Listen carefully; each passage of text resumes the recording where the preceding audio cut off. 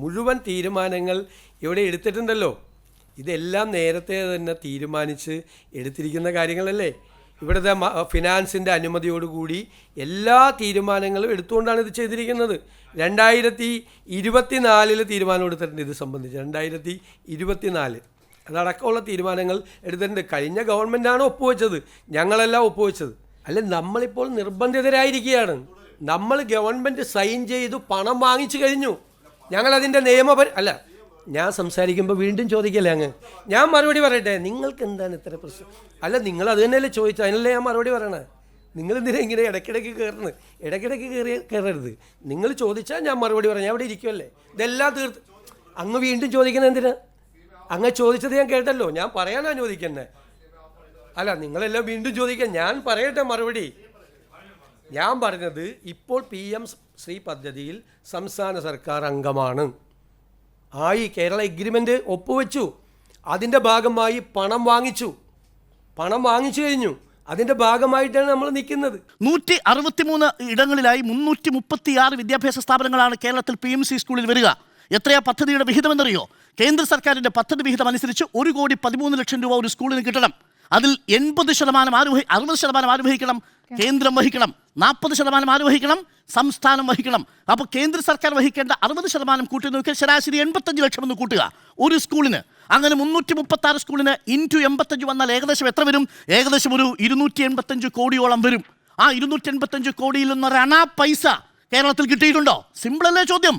കിട്ടിയിട്ടില്ല എന്ന് മാത്രവുമല്ല, നമ്മൾ PMCയിൽ ഒപ്പിട്ടപ്പോൾ നമുക്ക് കിട്ടിയ പൈസ ഏതാണ്? നേരിട്ട് PMCയുമായി ബന്ധമില്ലാത്ത മറ്റൊരു സെൻട്രലി സ്പോൺസേഡ് സ്കീം. എന്താണ് centrally sponsored scheme? Centrally sponsored scheme അതായത് ഈ PMC പദ്ധതി വരുന്നതിന് മുമ്പ് തന്നെ നമ്മുടെ രാജ്യത്ത് നിലവിലുള്ളതാണ് സർവ്വശിക്ഷാ അഭിയാൻ.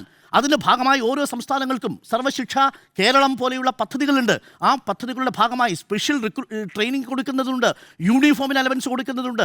പാവപ്പെട്ട കുട്ടികൾക്ക്, പാർശ്വവൽക്കരിക്കപ്പെട്ട കുട്ടികൾക്ക് വിദ്യാഭ്യാസം നൽകുന്നതിനുള്ള ചെലവ് വഹിക്കുന്നത് കേന്ദ്ര സർക്കാരാണ്.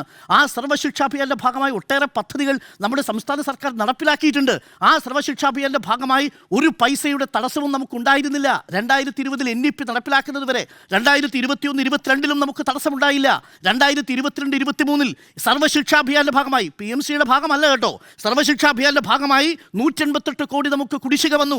23-24 513 കോടി രൂപ കുടിശ്ശിക വന്നു. PMC അല്ല കേട്ടോ. 24-25 420 കോടി കുടിശ്ശിക വന്നു. 1121 കോടി രൂപയുടെ കുടിശ്ശിക.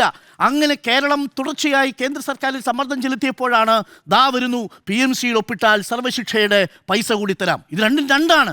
ഒന്ന് സെൻട്രലി സ്പോൺസേഡ് സ്കീം, മറ്റൊന്ന് PMC എന്ന് പറയുന്ന ഒരു NEP ഷോക്കേസ് ചെയ്യാനുള്ള ഒരു പദ്ധതി. അപ്പോഴെന്താ പ്രശ്നം? കോടതി കേസിന് പോയപ്പോൾ എന്താ സുപ്രീം കോടതി വിധി? ആർട്ടിക്കിൾ 282 അനുസരിച്ച് CSS എന്ന് പറയുന്ന സെൻട്രലി സ്പോൺസേഡ് സ്കീം ആരുടെ വിവേചനാധികാരത്തിൽപ്പെട്ടതാ? കേന്ദ്ര സർക്കാരിൻ്റെ വിവേചനാധികാരത്തിൽപ്പെട്ടതാ. കേന്ദ്ര സർക്കാരിന് തീരുമാനിക്കാം PMC ഒപ്പിട്ടിട്ട് കൊടുക്കണോ, PMC ഒപ്പിടാതെ കൊടുക്കണോ.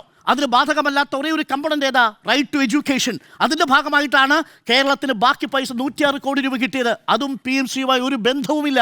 സർവ്വശിക്ഷാ അഭിയാന്റെ ഭാഗമായി നമുക്ക് കിട്ടിയതാണ് 94 കോടി. PMCയിൽ നിന്നൊരണാ പൈസ കിട്ടിയില്ല എന്ന വസ്തുത നിലവിലിരിക്കെ PMCയുടെ പണം കിട്ടി എന്ന് പറയുന്നത് വാസ്തവ വിരുദ്ധമാണ്.